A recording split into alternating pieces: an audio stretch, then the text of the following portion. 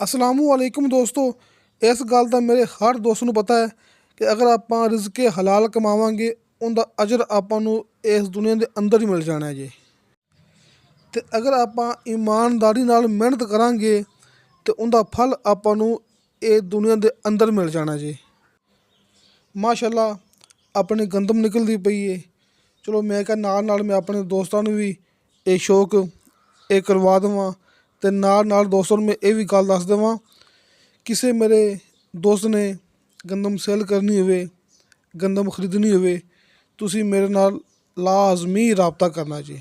ਆ ਵੇਖੋ ਦੋਸਤੋ, ਇਹ ਮਾਸ਼ਾਅੱਲਾ ਬਹੁਤ ਹੀ ਅੱਛਾ ਦਾਣਾ ਕਿ ਅੱਲਾ ਦਾ ਸ਼ੁਕਰ ਹੈ। ਮਾਸ਼ਾਅੱਲਾ ਆ ਦੇਖੋ, ਅੱਲਾਹ ਤਾਲਾ ਨੇ ਬਰਕਤ ਦਿੱਤੀ ਹੈ।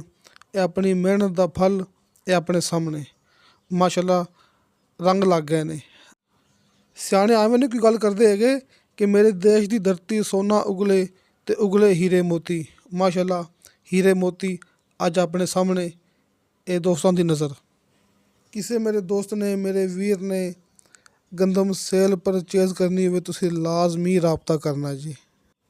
ख़ास तौर ਤੇ ਅਗਰ ਤੁਸੀਂ ਦੋਸਤਾਂ ਨੇ ਗੰਦਮ ਖਰੀਦਣੀ ਹੋਵੇ ਤਾਂ, ਅਗਰ ਕਿਸੇ ਦੋਸਤ ਨੇ ਸੇਲ ਕਰਨੀ ਹੈ ਅਤੇ ਫਿਰ ਵੀ ਤੁਸੀਂ ਲਾਜ਼ਮੀ ਰਾਬਤਾ ਕਰਨਾ ਹੈ।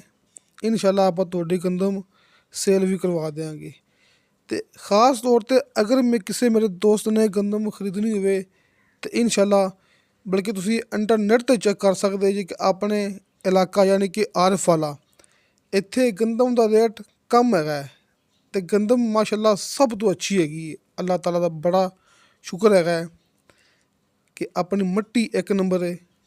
ਇਹ ਮੇਰੇ ਹਰ ਦੋਸਤ ਨੂੰ ਪਤਾ ਹੈਗਾ, ਲਿਹਾਜ਼ਾ ਤੁਸੀਂ ਆਪਣੇ ਕੋਲੋਂ ਅੱਛੀ ਅਤੇ ਇੱਕ ਨੰਬਰ ਮੋਟੇ ਦਾਣੇ ਵਾਲੀ ਗੰਦਮ ਖਰੀਦ ਸਕਦੇ ਜੀ। ਅਤੇ ਇਹਨਾਂ ਕੰਮਾਂ ਵਿੱਚ ਕੋਈ ਓਲਾ ਵੀ ਨਹੀਂ ਹੁੰਦਾ।